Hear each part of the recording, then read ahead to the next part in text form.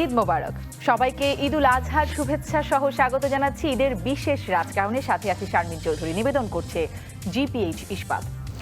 করোনাকালের শুরুতে স্বাভাবিক জীবন অনেকাংশেই স্থবির হয়ে গেলেও প্রয়োজনের তাগিদে আবার সচল হয়েছে। তবে অনেক কর্মকাণ্ডই চিরায়ত রূপ, বৈশিষ্ট্য বা পদ্ধতি বদলে হচ্ছে বিকল্পভাবে বা ডিজিটাল মাধ্যমে। যেমন শিক্ষাদান শিক্ষাঙ্গনের বদলে চলছে অনলাইনে, অফিসিয়াল বা ব্যবসায়িক বিভিন্ন মিটিং চলছে অনলাইনে এবং সেমিনার বদলে হয়েছে ওয়েবিনার। কিন্তু এই সময়ে রাজনীতি চলছে কি করে জানবো এই সময়ের রাজনীতিকদের কাছ থেকে। আর আজ রাজকাহনে অতিথি হিসেবে আছেন তথ্য ও যোগাযোগ প্রযুক্তি বিষয়ক প্রতিমন্ত্রী জুনায়েদ আহমেদ পলক এমপি, আছেন বিএনপির আন্তর্জাতিক বিষয়ক সহ সম্পাদক ব্যারিস্টার রুমিন ফারহানা এমপি, আছেন জাতীয় পার্টির যুগ্ম মহাসচিব সাদ এরশাদ এমপি এবং আছেন গণসংহতি আন্দোলনের প্রধান সমন্বয়কারী জোনায়েদ সাকি। স্বাগত আপনাদের চারজনকেই আজকে রাজকাহনে। ঈদ মোবারক, ঈদের অনেক অনেক শুভেচ্ছা। আমি শিরোনামটা বলে দিই, করোনাকালে ডিজিটাল রাজনীতি, এই শিরোনামে আজকের অনুষ্ঠানটি করতে যাচ্ছি। রুমিন ফারহানা, আপনার কাছ থেকে শুরু করি। আপনি একমাত্র নারী অতিথি আমার আজকের অনুষ্ঠানের। দুটো ঈদ যাচ্ছে, ঈদুল ফিতরও গেল, আবার ঈদুল আজহাও যাচ্ছে এই করোনার মধ্যেই। করোনাকালের ঈদগুলো কেমন? আমার কিন্তু অনেক প্রশ্ন, ছোট ছোট করে যদি সবাই বলেন। রুমিন ফারহানা। শারমিন, আপনাকে ঈদ মোবারক এবং আজকে যারা অনুষ্ঠানটি দেখছেন তাদের সবাইকে ঈদের অনেক অনেক অনেক শুভেচ্ছা। আপনারা জানেন যে একটা বৈশ্বিক দুর্যোগের মধ্যে দিয়ে যাচ্ছি আমরা, এবং বাংলাদেশও তার ব্যতিক্রম নয়। এই ব্যতিক্রমী একটি পরিস্থিতিতে সবকিছুই বদলে গেছে।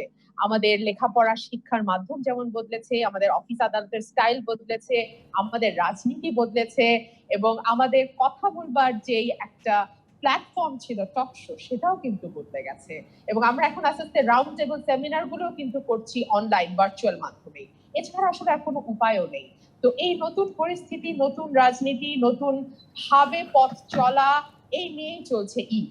আর এই ঈদে একটি বিশেষ বৈশিষ্ট্য ছিল আমাদের, যেটা ঈদের মানে সকল ঈদে আমরা করে এসেছি ছোটবেলা থেকে, আত্মীয় স্বজনের বাসায় যাওয়া, বন্ধু বান্ধবের বাসায় যাওয়া, ঘুরে বেড়ানো, বিভিন্ন বিনোদন কেন্দ্রগুলোতে যাওয়া।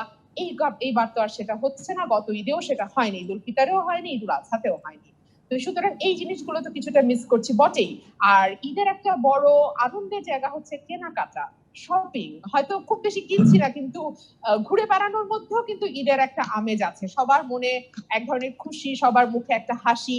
এই হাসি আর আনন্দটা কিন্তু মিস করছি, কারণ আমাদের প্রত্যেকেই পরিবারের কাউকে না কাউকে হারিয়েছি, কেউ না কেউ অসুস্থ, চারপাশে এক ধরনের থমথমে ভাব। যদিও আমরা চেষ্টা করছি স্বাভাবিক জীবনে ফিরবার, কিন্তু পরিস্থিতি তো আসলে স্বাভাবিক নয়, এবং তার একটা ছায়া তো আমাদের সকলের লাইফেই এসছে পড়েছে। সুতরাং সেই জায়গাগুলো থেকে ঈদটা একেবারেই ব্যতিক্রম। ঈদুল ফিতরে আরো অবস্থা খারাপ ছিল, আরো বেশি থমথমে ছিল। লকডাউনের মধ্যে আমরা সেই ঈদ করেছি, সেখান থেকে এখন হয়তো একটু বেটার অবস্থা। আপনি যেটা বলছিলেন যে বাধ্যতামূলক ভাবেই কিন্তু জনজীবন ধীরে ধীরে স্বাভাবিক হবার চেষ্টা করছে। করোনার সাথেই মনে হয় একটু মানিয়ে জীবনটাকে একটু স্বাভাবিক করবার একটা প্রচেষ্টা। রুমিন ফারহানা, আসি আবার আপনার কাছে। একটু ঈদের খবর সবার কাছ থেকে নিয়ে নিই, তারপরে সেই ডিজিটাল জায়গাটা আসতে চাই। জুনায়েদ সাকি, আপনার কাছ থেকে জানতে চাই, করোনাকালের ঈদ গতবার গেল, এবার গেল, কেমন কাটছে? ধন্যবাদ আপনাকে। আপনাকে ঈদের শুভেচ্ছা এবং ঈদুল আজহার শুভেচ্ছা জানাচ্ছি পুরো দেশবাসীকে, কিংবা যারা এটা দেখছেন সবাইকে। মানে করোনার তো আমাদেরকে নতুন ভাবে আমাদের জীবন যাপনের মধ্যে নিয়ে গেছে, সেটা বৈশ্বিক ভাবেই, বাংলাদেশেও। যদিও সবকিছু যেভাবে হওয়া দরকার ছিল সব যে একই রকম ভাবে হচ্ছে তা না। করোনা মোকাবেলার জন্য আমাদের কতগুলো নিয়ম পালন করতে হচ্ছে, সেটা সব জায়গায় একইভাবে পালিত হচ্ছে না। কিন্তু তার মধ্য দিয়েও ঈদ আসছে, কিংবা অন্য সব ধরনের কাজগুলো মানুষের সামনে হাজির হচ্ছে। মানুষ এই পরিস্থিতির সাথে একভাবে নতুন ভাবে খাপ খাইয়ে নিচ্ছেন। আবার অনেক ক্ষেত্রে আবার যে খাপ খাওয়াতে পারছেন তা না, কারণ অনেকে সেই বাস্তবতাটাও নেই। মানুষকে রাস্তায় নামতে হচ্ছে, কাজে যেতে হচ্ছে। বিশেষত আমাদের দরিদ্র মানুষ, তারাই সংখ্যাগরিষ্ঠ। তাদের জীবনের বেঁচে থাকার জন্যই কিন্তু তাদেরকে রাস্তায় নামতে হচ্ছে, কাজে নামতে হচ্ছে।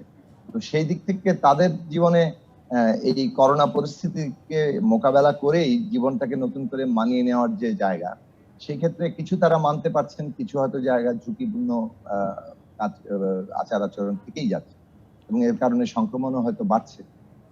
তো সেই জায়গাগুলোর মধ্যেই মানুষ আবার ঈদের আনন্দের মধ্যেই থাকতে চাইছেন। কেননা যত বাধাই থাকুক, যত ধরনের বিপত্তি থাকুক, মানুষ আসলে আবার বাঁচতে চায়। তো বাঁচার জন্য যে সমস্ত অবলম্বনগুলো দরকার হয়, এই ধরনের আনন্দদায়ক উপলক্ষগুলো, যেগুলো আসলে পরস্পরকে নানান দুঃখ কিংবা নানা ধরনের সমস্যা, দুর্যোগ এইসবকে অতিক্রম করেও মানুষের মধ্যে আবার জীবনের আনন্দ, বেঁচে থাকার আনন্দ, সেইটাকে জাগিয়ে তোলে।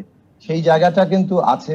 এবং মানুষের সাথে যোগাযোগের যে জায়গা, সেই যোগাযোগের জায়গাটা যাদের সামর্থ্য আছে তারা হয়তো এই অনলাইন মাধ্যমগুলোর মধ্যে যোগাযোগ রাখছেন। ইদানিং কালে যেটা শুরু হয়েছে যে অনেকেই কাজের জন্য বের হচ্ছেন, এবং এখন যে এসে আমরা যে বাস্তবতায় ঢুকেছি, যে করোনা একটা নতুন পরিস্থিতির জন্ম দিয়েছে, এই নতুন পরিস্থিতির সাথে খাপ খাইয়ে আমাদের জীবন চালাতে হবে। ফলে এই নতুন সেই দিক থেকে পরিস্থিতিতে মানুষ যেভাবে যোগাযোগ, সেই জায়গাটিতেও একটু কথা বলতে চাই। যোগাযোগের মাধ্যমটি বদলেছে, আপনিও বলছিলেন, রুমিন ফারহানাও তেমনটি বলছিলেন। সাদ এরশাদ, আপনার কাছ থেকেও একটু জানতে চাই, রাজনীতিতে এলেন, ঈদ কাটছে, তারপরে সেই করোনা কালের মধ্যেই শুরু হয়ে গেল মোটামুটি, মানে একটা বড় সময় করোনার মধ্য দিয়েই, মানে আপনি এমপি হলেন, তারপরে একটা বড় সময় করোনার মধ্য দিয়েই যাচ্ছে। প্রথম ঈদটি গেল, মানে গত ঈদটিও গেল করোনা, এবারও করোনার মধ্য দিয়ে ঈদ যাচ্ছে। কেমন করোনা কালের ঈদ? ধন্যবাদ। ঈদ মোবারক সবাইকে, যারা দেখছেন স্ক্রিনে এবং জুমের মাধ্যমে। আমরা তো এখন সবাই ডিজিটালাইজড হয়ে গেছি। এই ডিজিটাল টাইমিং এর জন্য আমাদেরকে সবাই কাজ করতে হবে দেশের জন্য। আমি চেষ্টা করতেছি আমি যতটুকু পারি দেশের জন্য কাজ করার জন্য, কিন্তু এখন যে ডিজিটাল যুগটা এসেছে, আমাদেরকে অনেক কিছু চিন্তা ভাবনা করে করতে হবে। সোশ্যাল ডিস্টেন্সিং মেনটেন করতে হবে, আমাদেরকে ডিস্টেন্সের মাধ্যমে কাজ করতে হচ্ছে, just for our safety and protection হচ্ছে।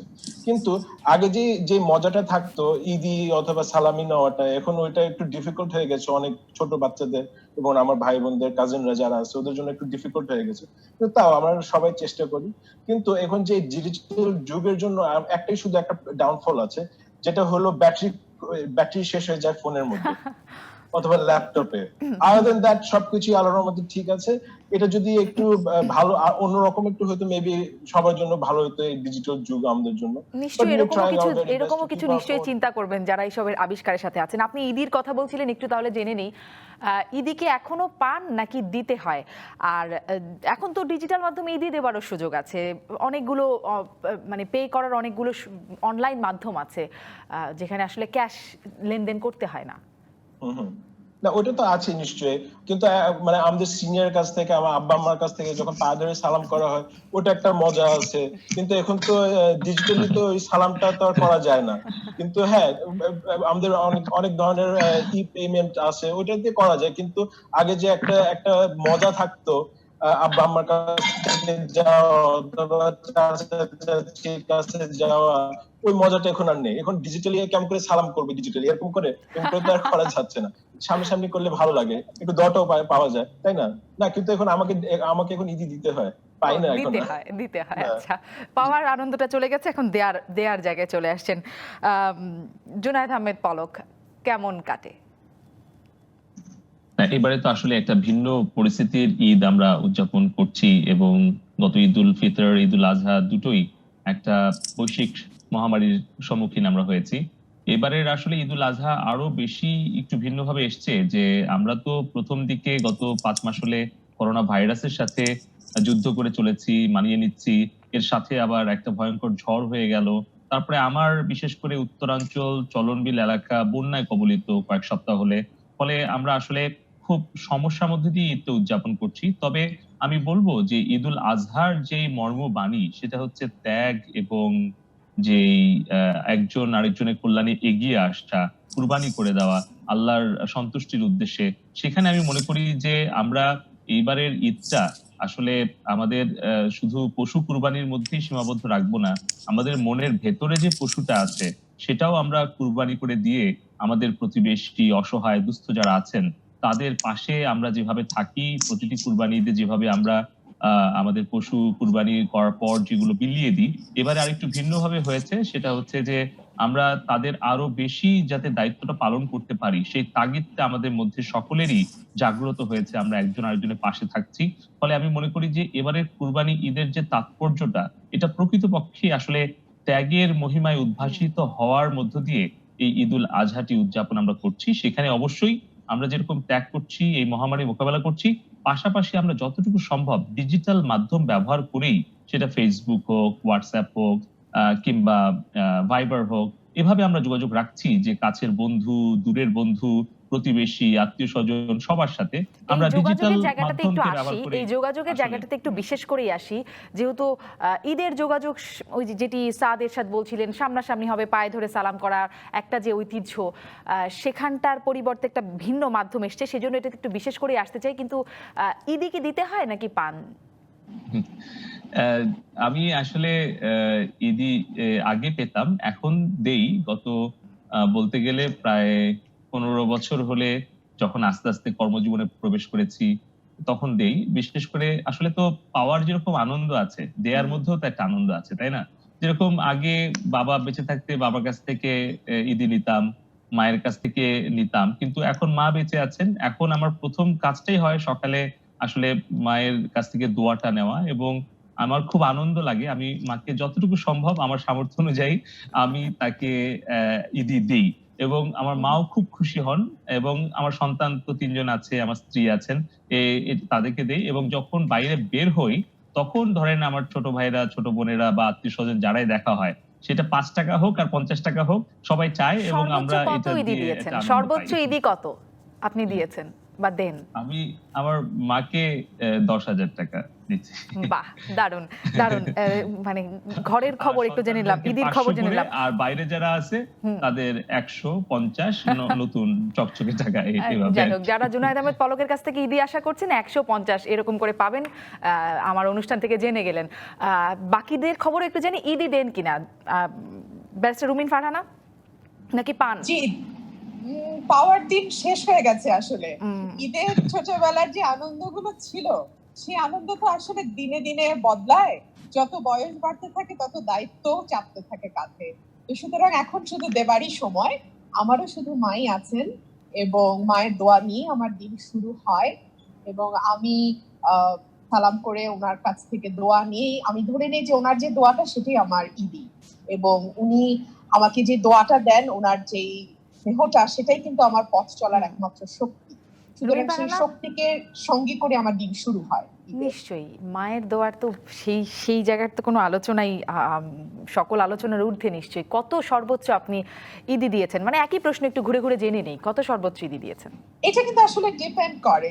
ধরেন আমার একেবারে ক্লোজ নিস এন্ড নেফিউ যারা আছে, মানে ভাই বোনের বাচ্চারা, যারা কাজিনদের বাচ্চারা, তাদেরকে ৫০০-১০০০ করে দিতে হয়। বাট টানাটানি হয়তো মুশকিল হচ্ছে যে ৳১০০ বা ৳২০০ দিলে তো চিৎকার শুরু হয়ে যায়, তখন দেখা যায় তারা আবার দাবি করছে। আর যখন দেখা যায় যে একটু দূরের যারা আছেন তাদেরকে ১০০-২০০ এভাবে দেই। তবে চেষ্টা করি একেবারে নতুন নোট তার দেওয়ার, মানে কারণ কত দিচ্ছেন সেটা আপনি যেন সেটি দিয়ে বোঝা যাবে কাছের না দূরের, ৫০০ নাকি ১০০ এটি বুঝতে না, হবে। না, এটা ঈদের একটা মজা আছে শারমিন। হুম। ঈদে কিন্তু ঈদিটা একটা দাবির ব্যাপার, বুঝছেন? এটা একেবারে আদায় করে নেওয়ার একটা চেষ্টা আমি দেখি। মানে ছোটদের মধ্যে। আমরা যখন ছোট ছিলাম আমরাও তাই করতাম। সালাম করে এমন একটা চোখে তাকাতাম যে যিনি যাকে সালাম করছে উনি বাধ্য ছিলেন আসলে পকেটে হাত দিতে। তার আর কোনো উপায় ছিল না। ওই তো সেটি। এখনো যারা আমাকে সালাম করে তারাও যখন তাকায় আমার আর কোনো উপায় থাকে না। I have to. তো ব্যাপারটা ওরকম দাঁড়িয়ে গেছে। সালামি তবে দেয়া সাথে আরো বাধ্যতামূলক। অনেক রেসপন্সিবিলিটি যুক্ত হয়েছে। সেইগুলো আসলে ঈদটাকে আনন্দের তো রেখেছেই, তবে অনেকখানি দায়িত্বের জায়গায়ও নিয়ে গেছে। নিশ্চয়ই। সেটা আমাকে জোনায়েদ সাকি ঈদি দেন নাকি পান? দুটোই আসলে। মানে এখন পর্যন্ত আমার আম্মা বেঁচে আছেন, আমার বাবা মৃত্যুবরণ করেছেন, আমার শ্বশুর মৃত্যুবরণ করেছেন। তো যারা একসময় আমাকে ঈদি দিতেন, এটা একটা বড় ব্যাপার ছিল আর কি, যে ঈদে তাদের সালাম করা, এবং এটা তো একটা রেওয়াজ আমাদের দেশে। ফলে এইটা এখন পর্যন্ত বজায় আছে। আমার আম্মাকে সাথে আমি প্রতিদিন ঈদেই দেখা করি, এবং তিনি এখনো ঈদি দেন, এবং সেটা আমি নেই, সেটা এখনো কত আমার ঈদি পান আর শৈশবের কত ঈদি স্মৃতিতে দেন জোনায়েদ লাগিয়ে রাখে। সাকি? এবং কত পান কত দেন? আসলে দিতেই হয় বেশি, কারণ আমাদেরও তো বয়স হয়ে গেছে।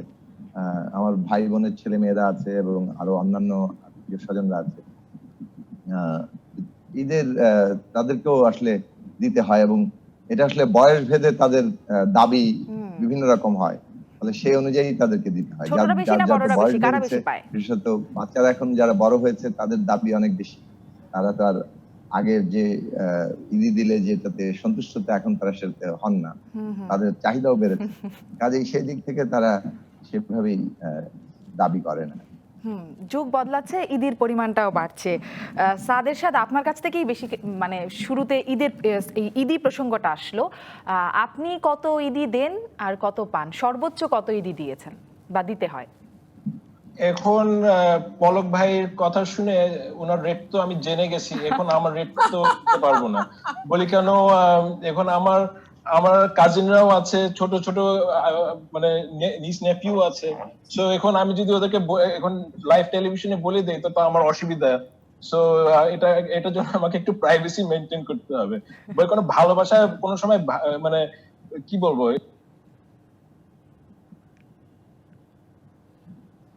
সাদের সাথে সংযোগটা কি বিচ্ছিন্ন হয়ে গেল? এটা মানে প্রাইভেট লাইফ। জি হ্যালো, জি জি, শুনতে পাচ্ছি। মনে হয় একটু সংযোগের সমস্যা হচ্ছিল, এখন শুনতে পাচ্ছি, বলুন। না, এটা তো মানে একটা মজা করে দেওয়া হয়, ভালোবেসে দেওয়া হয়। এই জিনিসটা এখন যদি সবার কাছে প্রকাশ হয়ে যায় একটু অসুবিধা তো, তাই না? তো কোনো এটা না অসুবিধার বলাই কিছু ভালো। নাই। ভালোবাসা, সালামির সাথে ভালোবাসার কোনো সম্পর্ক নাই, একদম এটি একদম মানে কত পেলাও ছোটদের কাছে এটা খুব বড় ব্যাপার। না, এটা বলতে পারবো না, এটা বলতে পারো, খুবই গোপন ব্যাপার। না, এটা মানে পার্সোনালি রাখাই উচিত। কিন্তু আচ্ছা, হ্যাঁ, ঠিক আছে। একজন আমার কাছে এক ধরনের সালামি চেয়েছিল, ওই সালামিটা আমি ইনশাল্লাহ আমি দিব ইনশাল্লাহ। উনি আমার পা ধরে হজ করতে চাইছেন। আচ্ছা, ইনশাল্লাহ যদি আমি নিশ্চয়ই এটি একটি মহৎ উদ্দেশ্য, আপনি কাউকে হজে পাঠাবেন। তবে সালামিটা ব্যক্তিগত ব্যাপার, সাদের সাথে এটি শেয়ার করতে চান না, দর্শকদের জানাতে চান না, এটিও জেনে গেলাম। বাকিদের রেটটা মোটামুটি জেনে গেছি যে কত টাকা কে সালামি দিচ্ছেন। একটা প্রশ্ন করে বিরতিতে যে আমি যেটি শিরোনাম রাখছি আমার অনুষ্ঠানের, যেটি রুমিন ফারহানাও শুরুতে বললেন যে আসলে সবকিছুরই তো মাধ্যম বদলে গেল।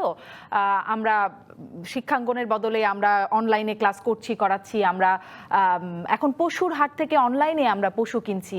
এবারে তো আরো বেশি সেই বাস্তবতা। সবকিছু, এই যে আজকে আমরা টক শো করছি অনলাইনে, সবকিছুই আমাদের এখন অনলাইনে, ডিজিটাল প্ল্যাটফর্মে। রাজনীতিটা কিভাবে চলছে, রাজনীতিও কি ডিজিটাল ফর্মে চলছে, সেই আলোচনায় আসছি বিরতির পর। ফিরে এলাম জিপিএইচ ইস্পাত নিবেদিত রাজকাহনে। যে প্রশ্নটি করে বিরতিতে গেলাম যে এখন কি রাজনীতি কোন ফর্মে হচ্ছে? সবকিছুই মানে অনেক কিছুই আসলে ডিজিটাল ফর্মে হচ্ছে। সেমিনার বদলে হয়ে গেছে ওয়েবিনার, ক্লাসরুম চলছে, শিক্ষাঙ্গন চলে এসছে মোবাইল বা ল্যাপটপের ভেতরে, এরকম অনেক কিছু। আমি এমনকি আমরা রাজনীতিকদের বিভিন্ন বক্তব্য দেখি যে অনলাইনে দিচ্ছেন। জুনায়েদ আহমেদ পলক, আপনি তথ্য যোগাযোগ বিষয়ক প্রযুক্তি বিষয়ক প্রতিমন্ত্রী, আপনার কাছ থেকেই তাই শুরুতে জানতে চাই, রাজনীতিও কি এখন ডিজিটাল ফর্মে চলে আসলো, ডিজিটাল রাজনীতি? রাজনীতি ডিজিটাল ফিজিক্যাল এটা একটা ব্লেন্ডেড ফরম্যাটই চলছে, তবে ডিজিটালটা প্ল্যাটফর্মটা সহায়ক হিসেবে ব্যবহার হচ্ছে। যখন আপনি ফিজিক্যালি কোথাও যেতে পারছেন না তখন হয়তো ডিজিটালি যেতে হচ্ছে, যেটা আসলে আমাদের রাজনৈতিক কর্মীরা আমরা খুব বেশি অভ্যস্ত ছিলাম না ওভারঅল, তারা কিন্তু এখন বাধ্য হচ্ছে। পৃথিবীর শুধু রাজনৈতিক অঙ্গন না, আপনি যেটা বললেন যে আদালত অঙ্গন থেকে শুরু করে আমাদের ক্লাসরুম সবকিছু কিন্তু এখন ভার্চুয়াল প্ল্যাটফর্মে চলে এসছে। তো সেই ক্ষেত্রে আমি বলবো যে এই ডিজিটাল প্ল্যাটফর্মটা প্রস্তুত আছে, ডিজিটাল প্রযুক্তি ডিজিটাল বাংলাদেশের কল্যাণে, জননেত্রী শেখ হাসিনার সরকারের কল্যাণে আমরা পেয়েছি, যে কারণে রাজনৈতিক অঙ্গন কিন্তু শুধুমাত্র যোগাযোগের ক্ষেত্রে না, আমি দেখলাম যে ঈদের আগে কয়েকটা প্রতিবাদ সভাও দেখলাম যে ডিজিটাল প্ল্যাটফর্মে হলো। অর্থাৎ আমরা তো ভালো খুশি যে এখন রাজপথের আন্দোলন এখন ডিজিটাল প্ল্যাটফর্মে হচ্ছে। এটা একটা সামাজিক এবং নিরাপদ দূরত্ব বজায় রেখে হচ্ছে। আর সবচেয়ে বড় কথা হচ্ছে রাজনৈতিক কর্মী, রাজনৈতিক কর্মকাণ্ড তো আসলে জনগণের সাথে যোগাযোগ, তাই না? তো যোগাযোগের মাধ্যমটা কিন্তু বিবর্তন হচ্ছে। এটা ইতিহাস যদি আপনি দেখেন তাহলে দেখবেন যে যখন সেই গাছের বাকলে লেখা হতো, তারপরে আপনার কাগজ আবিষ্কার হলো, সেখান থেকে টাইপরাইটার, তারপর কম্পিউটার, এভাবে কিন্তু পরিবর্তন হচ্ছে। এই পরিবর্তনটা আসলে প্রকৃতির নিয়ম, সেই প্রকৃতির নিয়মটার সাথে মানিয়ে নেওয়াটাই কিন্তু সবচেয়ে উত্তম আর কি কৌশল। এবং সেক্ষেত্রে আমি বলবো যে করোনা ভাইরাসকালীন সময়ে রাজনৈতিক অঙ্গনটা আসলে ডিজিটাল প্ল্যাটফর্মে বেশি চলে গেছে এবং পরবর্তী অবস্থাও কিন্তু এই ডিজিটাল প্ল্যাটফর্মে থাকবে, সেটার সাথে আমাদের মানিয়ে নেওয়াটাই উত্তম। জি, আমাদের অনেক কিছু শিখিয়ে দিল, কিন্তু এইখান থেকে আরো একটু ভালো অবস্থায় আপনাদের কোনো পরিকল্পনা আছে কিনা? কারণ যেহেতু আমাদেরকে এভাবেই অনেক দিন হয়তো চলতে হবে বা সামনে হয়তো চলতেই হবে এরকম করে, সেক্ষেত্রে পরিকল্পনা আছে কিনা সেটি একটু জানবো নিশ্চয়ই। আমি যদি জোনায়েদ সাকি আপনার কাছ থেকেও জানতে চাই, রাজনীতির প্ল্যাটফর্মটা এখন কেমন? সবার কাছে ঘুরে ঘুরে এই দেখুন, প্রশ্ন। মানে আমরা তো একটা মহামারীর মধ্যে আছি। এই মহামারী মোকাবেলার জন্য কতগুলো সুনির্দিষ্ট মানে কি বলবো যে পদ্ধতি কিংবা আমাদেরকে নিয়ম অনুসরণ করতে হয়েছে। যদিও সেই নিয়ম ঠিকঠাক মতো পালিত হয়েছে কিনা, পালনের জন্য যে পূর্ব শর্তগুলো ছিল সেগুলো ঠিকঠাক মতো পূরণ করা হয়েছিল কিনা, সেগুলো নিয়ে আমাদের অনেক প্রশ্ন আমরা তুলেছি। যে আমাদের দেশে, আমরা সারা দুনিয়ায় দেখেছি লকডাউনে যাওয়া হয়েছে, এর আগে স্ক্রিনিং করা হয়েছে সমস্ত বিদেশ থেকে যারা আসছেন, যেসব দেশ থেকে করোনা সংক্রমিত হয়ে নিজের দেশে আসার সম্ভাবনা, তাদের স্ক্রিনিং করা হয়েছে এবং এইসব ক্ষেত্রে আমাদের এখানে দুর্বলতাগুলো আমরা জানি। তো সেই জায়গা থেকে ধরেন এই নিয়ম কানুন যখন আমাদের মানাটা করা হলো, মানে তখন আমরা আসলে এই নিয়মটা মানতে চেয়েছি এবং আমরা আসলে ডিজিটাল মাধ্যমেই আমাদের রাজনৈতিক বক্তব্য কিংবা যে সমস্ত কাজগুলো করা দরকার আমরা সেটা সরকারের কাছে দাবি করেছি। তবে ডিজিটাল মাধ্যমটা আগেও ছিল, এই করোনা কালে এটার ব্যাপক যাকে বলে প্রয়োগটা বেড়েছে, এর মানে বিস্তারও ঘটেছে, কিন্তু কতগুলো সমস্যা থেকেই গেছে। যেমন ধরেন একটা তো বৈষম্য আছেই, যে আমরা সব মানুষ কিন্তু একইভাবে ডিজিটাল এই মানে মাধ্যমটাকে ব্যবহার করতে পারেন না। প্রথমত তার ডিজিটাল মাধ্যম ব্যবহার করার অ্যাক্সেসই সবার কাছে নাই। দ্বিতীয়ত হচ্ছে আর্থিক দিক থেকেও এইটা মাধ্যম ব্যবহার করার জন্য যেভাবে সুলভ হওয়া দরকার ছিল সেই সুলভ জায়গাটাও কিন্তু নেই। উল্টো আমরা সাম্প্রতিক সময় দেখছি যে সরকারের দিক থেকে বোধহয় এক নির্দেশনা এসছে যে ফেসবুক কিংবা সোশ্যাল মাধ্যম ব্যবহারের জন্য যে ফ্রি প্যাকেজ গুলো ছিল সেগুলো বন্ধ করে দেওয়া হয়। তো এই ক্ষেত্রে আরো চাপের জায়গা এসছে, যেখানে এত ব্যাপক বৃদ্ধি পেয়েছিল এই যে ডিজিটাল মাধ্যম ব্যবহারের, সেখানে কিন্তু কোম্পানিগুলো আরো অনেক সুলভ ইন্টারনেট সরবরাহ দিতে পারতেন, সেটা দেন। আপনার এই বিষয়গুলো, যে বিষয়গুলো উত্থাপন করলেন, আমি এই বিষয়গুলো জুনায়েদ আহমেদের পলকের কাছ থেকে জানতে চাইবো। আপনি মোটামুটি কয়েকটি বিষয় উত্থাপন করলেন, আমি জিজ্ঞাসা করছিলাম কিভাবে আরেকটু উন্নতি করা যায়, ভালো অবস্থানে যাওয়া যায়। নিশ্চয়ই জুনায়েদ আহমেদ পলক বলবেন। ব্যারিস্টার রুমিন ফারহানা, আপনি কি বলবেন এই প্ল্যাটফর্মটা কেমন রাজনীতির বর্তমান? সবকিছুই তো কথাটা একটু শেষ করি, আরেকটা পয়েন্ট ছিল, সেটা আরেকটা হচ্ছে পয়েন্ট। যে জি, একটা পয়েন্ট বলি, সেটা হচ্ছে এই ডিজিটাল মাধ্যমে সরকারের নজরদারি আগেও ছিল, কিন্তু এই নজরদারি মনে হচ্ছে যে করোনা কালে যখন আমাদের আরো বেশি ডিজিটাল নির্ভরতা বাড়ছে, সেই সময় নজরদারি আরো ব্যাপক রূপ নিয়েছে এবং তার মত প্রকাশের স্বাধীনতা এই সময় আরো ব্যাপকভাবে সংকুচিত হয়েছে। কেননা প্রায় 200-র কাছাকাছি মানুষের বিরুদ্ধে মামলা হয়ে তাদেরকে জেলখানায় নিয়ে যাওয়া হয়েছে সির্ফ ফেসবুকে কিছু কমেন্ট করার কারণে। তার মধ্যে ক্লাস 9-এ পড়ুয়া ছাত্র আছে। তো এইরকম একটা বাস্তবতার মধ্যে কিন্তু আমাদের ডিজিটাল মাধ্যম ব্যবহারের দিকে থাকতে হচ্ছে। তো সেটা যেমন আছে, আমরা সাম্প্রতিক সময় আবার রাস্তায় আমাদের নামতে হচ্ছে। দুই পথেই আমরা রাজনৈতিক তৎপরতা মানে চালিয়ে যাচ্ছি। মানে ম্যানুয়াল ডিজিটাল সব পদ্ধতিই চলছে রাজনীতিতে। রুমিন ফারহানা, এটা আসলে অস্বীকার করার কোনো উপায় নেই যে আমরা একটা নিউ নরমালে প্রবেশ করেছি। এই নিউ নরমাল আমাদের জীবনের প্রত্যেকটা জায়গায় ছাপ ফেলেছে এবং রাজনীতি যেহেতু জীবনের বাইরের কিছু নয়, সুতরাং এই নিউ নরমালের একটা ছাপ তো রাজনীতিতে এসেছে নিশ্চয়ই। যে সময়টা আমরা দেখা যেত যে গণজমায়েত হতো, আমরা মিটিং এ শত শত মানুষ একত্রিত হতাম, একজনের সাথে একজন একেবারে গা ঘেঁষে বসে দাঁড়িয়ে মিটিং করেছি, মানববন্ধন করেছি, মিছিল করেছি, বিরোধী দলের পার্সপেক্টিভ থেকে বলছি, সেই জায়গাটা কিন্তু এখন আর সম্ভব নয়। এবং যেহেতু বাঁচতে হলে, সুস্থ থাকতে হলে এবং অপরকে বাঁচাতে হলে ন্যূনতম যে নিয়মগুলো আপনাকে মেনে চলতে হবে, তার একটা প্রথমটা হচ্ছে সোশ্যাল ডিস্টেন্সিং। সোশ্যাল ডিস্টেন্সিং এর জায়গা থেকে রাজনীতিতে একটা বিরাট পরিবর্তন এসছে।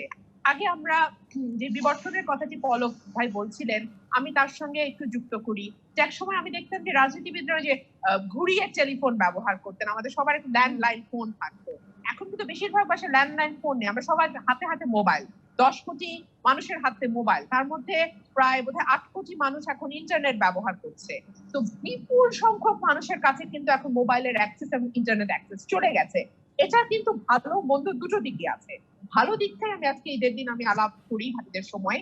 ভালো দিকটা হচ্ছে যে আমি আমার প্রত্যন্ত এলাকার মানুষটিকে কিন্তু আমি দেখতে পাচ্ছি, আমি তার সঙ্গে ভিডিও কলে যুক্ত হচ্ছি এবং তারা সোশ্যাল ডিস্টেন্সিং মেনে যে একটা জায়গায় হয়তো বসছে 10 জন বা 12 জন, ওনাদেরকে কিন্তু আমি আমার বাসা থেকেই ভিডিও কলের মাধ্যমে ওনাদেরকে দেখতে পাচ্ছি। ধরেন 10 জনের হাতেই যে ইন্টারনেট সুবিধা আছে তা আমি বলছি না, কিন্তু সেখানে যিনি একজন বা দুজন ইন্টারনেট ইউজ করছেন বা এফোর্ড করতে পারছেন, তার সঙ্গে কিন্তু আমি তার মোবাইলটি ব্যবহার করে আর 10 জনের সঙ্গে যোগাযোগ রক্ষা করে চলছি। তো একটা বিরাট শিফটিং তো এসছে। যেমন ধরেন আগে আপনার সঙ্গে আমার ফিজিক্যালি দেখা হতো, টকশোর আগে পরে দু একটা গল্প গুজব হতো, এখন আর তো সেই সুযোগ নেই। আপনি আপনার জায়গায় বসে আছেন, আমি আমার জায়গায় বসে আছি, কিন্তু আমরা একটা বিষয় এখানে থেকে আসলো, এই যে সোশ্যাল ডিস্ট্যান্সিং বা দূরত্ব বজায় রাখবার জন্য যে একটা ডিজিটাল মাধ্যমে, এখানে কি আসলে মানসিকও একটা দূরত্ব তৈরি হয়ে যায়? আমি এখন I think it's too early to make any comment. এত দ্রুত আসলে এটা আমি বলতে আমি চাচ্ছি না, আরেকটু সময় গেলে হয়তো বোঝা যাবে। আর আমি একটা ব্যাপারে আশাবাদী, আমি বিশ্বাস করি যে হয়তো আমাদের 1-1.5 বছরের মধ্যে আমরা এই বিপর্যয়টা থেকে উঠে আসতে পারবো, ভ্যাকসিন আবিষ্কার হবে এবং আমরা আমাদের নতুন জীবনটাকে কিছুটা পুরনো স্টাইলে আমরা ফেরত যাব। মানে আগে যেভাবে আমরা ফিজিক্যালি মিট করতাম, ফিজিক্যালি দেখা হতো, আমাদের কথা হতো, আমাদের সেই জায়গাগুলো আমরা রুবিন ফারহানা ঠিক আপনার মতোই আশা করতে চাই এবং আরেকটু দ্রুত হোক, আপনার এই ইচ্ছাটা আরেকটু দ্রুত পূরণ হোক, সেটি নিশ্চয়ই চাইবো। সাদ এরশাদ, এই নতুন প্ল্যাটফর্মটা কেমন মনে হচ্ছে? ডিজিটাল প্ল্যাটফর্ম রাজনীতিতেও ব্যবহৃত হচ্ছে, এই অবস্থাটা আপনার কাছে কেমন লাগছে? শারমিন, একটা কথা কি বলা যাবে? শুধু একটা কথা অবশ্যই বলা যাবে।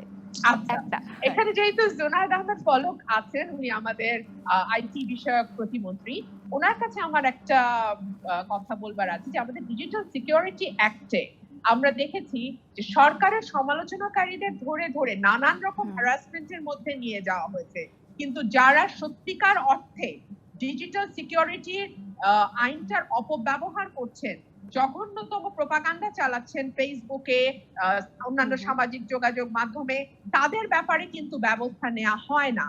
এমনকি আমি আমার অবস্থান থেকে দেখেছি আইন শৃঙ্খলা রক্ষাকারী বাহিনীর সাহায্য কিন্তু আমরা, অন্তত যারা সরকারকে বিভিন্ন সময় সমালোচনা করি, বিরোধী দলে থাকি, তাদের ব্যাপারগুলো কিন্তু আমলে নেওয়া হয় না।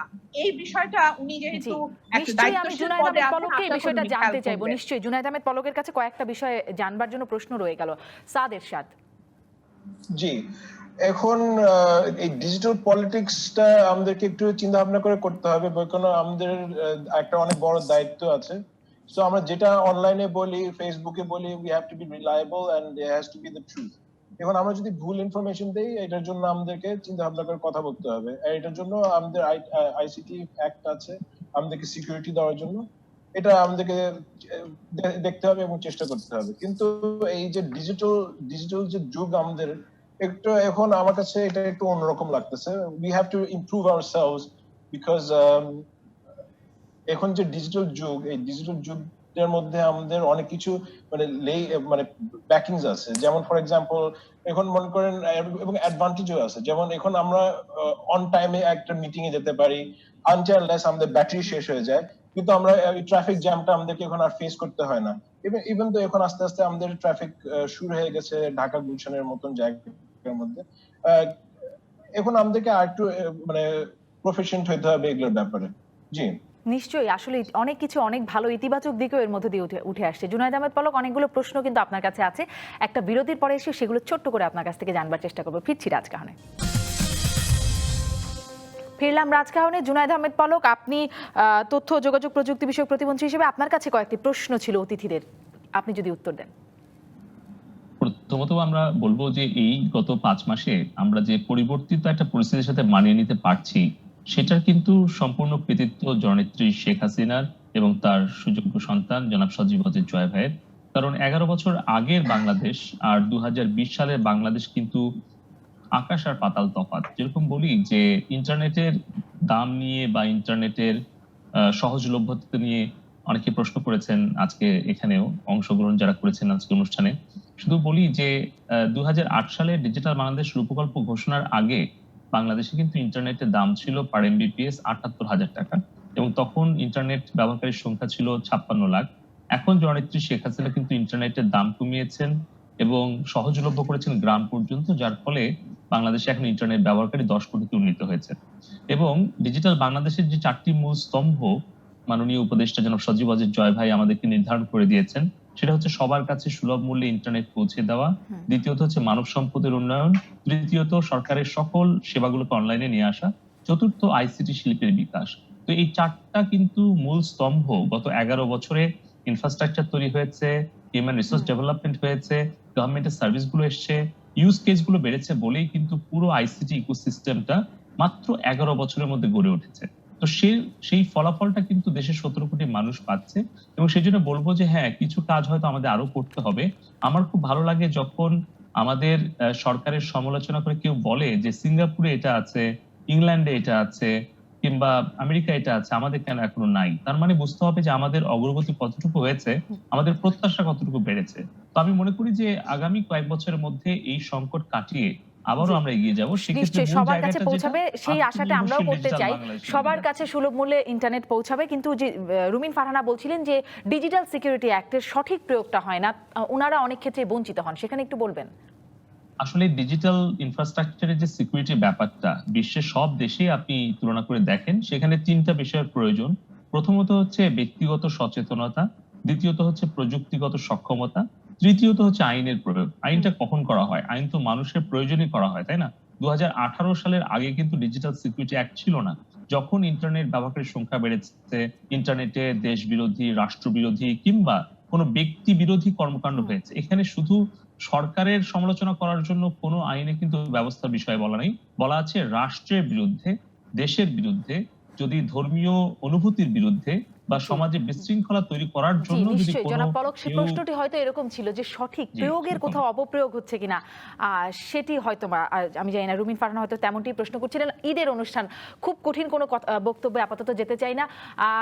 জুনায়েদ সাকি, আমরা গত পর্বে জুনায়েদ আহমেদ পলকের কাছ থেকে একটি গান শুনেছিলাম, মানে গত ঈদে একটি পর্বেও তিনি যুক্ত ছিলেন আমাদের সাথে, আজকেও নিশ্চয়ই শুনবো। জুনায়েদ সাকি, আপনার কি প্রতিভা আমার দর্শকরা দেখতে পাবেন আজকে? সবাই প্রস্তুত? আমার প্রতিভা এটাই দেখতে পাবেন যে আসলে এই আবারও আমরা ঈদের মধ্যে কিন্তু যেটা আমি বলছিলাম যে ভীষণ রকম বলার বাইরে কি আর কিছু হবে? বলার বাইরে শুধুমাত্র বলার প্রতিভা আপনার দর্শকরা জানেন না। এই করোনা কালেও মানে পাট শ্রমিকরা চাকরি হারাচ্ছেন, এটা তাদের জন্য একটা বিশাল বাস্তবতা। দুজন শ্রমিক প্রতিবাদ করতে চেয়েছেন, তার জন্য তাদের এখন জেলে আছেন তারা। এবং এই যে অসংখ্য মানুষরা মানে তারা এই মহামারী মোকাবেলায় সরকারের যে সমস্ত তৎপরতা সেগুলো অপর্যাপ্ততা নিয়ে ফেসবুকে লিখেছেন, তার জন্য জেলে আছেন। কিন্তু একইভাবে কিন্তু এটাই সত্য যে সরকারের পক্ষের অনেক রকম গ্রুপগুলো তারা যখন একেবারে দল বেঁধে আক্রমণ করে, তখন কিন্তু মানে এইগুলো আর কারো মানহানি হয় না। এই সমালোচনাটা নিশ্চয়ই আপনাদের এই সমালোচনাটা সবসময় আপনারা করে থাকেন, কিন্তু আপনি বলার বাইরে আর কোনো প্রতিভা আমার দর্শকদেরকে দেখাতে পারলেন না। সাদ এরশাদ, আপনার কাছ থেকে কি জানতে পারবো? কোনো একটা গান 2 লাইন বা যদি একটা কবিতার 1 লাইন আমাদেরকে শুনিয়ে দেন। আমি আমার এই গলাতে গান হবে না, আমি অ্যাকচুয়ালি অতটা বাংলা গান জানি না। গান অনেক আগে থেকে শোনা বন্ধ করে দিচ্ছি, কিন্তু অনেক সময় গিয়ে শোনাবো নি ইনশাল্লাহ। এখন তো মানে সবাই তো একটু কষ্টে আছে। আমার আব্বাও কয়েকদিন আগে মারা গেলেন, ওনার জন্য সবাই যেন দোয়া করেন। উনি একজন ভালো মানুষ ছিলেন, ওনার জন্য দোয়া করবেন। আমি সবার জন্য দোয়া করছি। কোন এক সময় গান গিয়ে শোনাবো ইনশাআল্লাহ। নিশ্চয়ই কোনো এক সময় গান গিয়ে শোনাবেন। সাদ এরশাদের একটা প্রতিভা দেখলাম, উনি কিভাবে এখান থেকে মানে এড়িয়ে যেতে হয় গান গাওয়াটাকে, সেটা উনি জেনে গেছেন। এটাই হয়তো তার প্রতিভা। রুমিন ফারহানা, আমি কিন্তু আমার প্রতিভা অলরেডি দেখিয়ে ফেলেছি। এটা বোধহয় আমার জীবনের একমাত্র টক শো যেখানে আমি একবারও বলিনি রাষ্ট্র এবং সরকারকে গুলিয়ে ফেলা হয়েছে।